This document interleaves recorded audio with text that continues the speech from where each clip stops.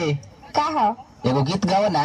अब तू गावा। अरे चेहरा निखार और ना सुंदर तोर बार, कपड़ा में भरल खबर, तुम तो कितनी फूहर हो, तुम कितनी फूहर हो, तुम बहुत फूहर हो, बहुत ज्यादा फूहर हो।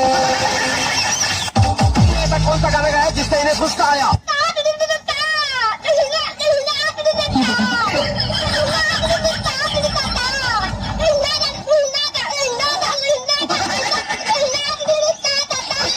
हमें तुम्हारा ये अंदाज पसंद आया। कि राती देखनी सपनावा तोर भौजी, हाँ कि राती देखनी सपनावा तोर भौजी, अरे तोर भौजी। अच्छा कि तोरे लइका हो, तोरे लइका कि तोरे लइका भइल बा जोड़े जोड़ भौजी।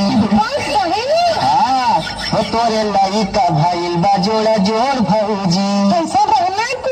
एगो करिया देखाई एगो गोर भौजी, हाँ एगो लागे शरीफ एगो चोर भौजी, अरे चोर भौजी। तोरे लइका हो, तोरे लइका कि तोरे लइका भइल बा जोड़े जोड़ भौजी, उहो लागे सारे एकदम कमजोर भौजी।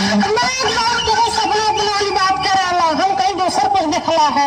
अरे रोज रोज करलू न खड़वा रानी हो, रोज रोज करलू न खड़वा रानी हो, कमई बना त खैबू कमर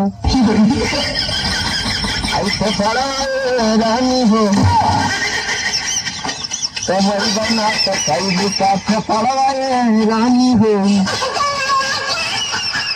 एक गो दिल मंगवैया हजार बा। भाग रे बुढ़ी तो पीछे ही बाड़ी ओकर नया वर्जन है ना, सुन लिया ना? अरे एक गो ढूंढी चटवैया हजार बा। यार हाँ? जिंदगी के सबसे ज्यादा मजा किन लेला? आदमी ना, बैल ना, गधा ना, तब के लेला कुकुर। उ कैसे? देख भाई, आदमी हो को चाहे जानवर हो को 5 से 10 मिनट आ कुकुरा जान तरीका करो सर, एक बेर टोचन कही सर आ पूरा विधान सभा घुमा दी से, एक के बेर में पूरा विधान सभा घुमा दी से एक बेर में।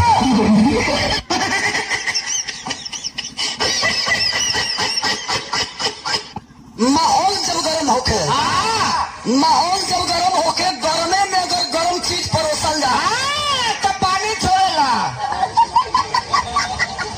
जो हमने के पानी छोड़े नहीं की जाए, जो हमने के बिरहा गावे खातिर नहीं जा, मेहनत हुई तो पानी छोड़बे करी।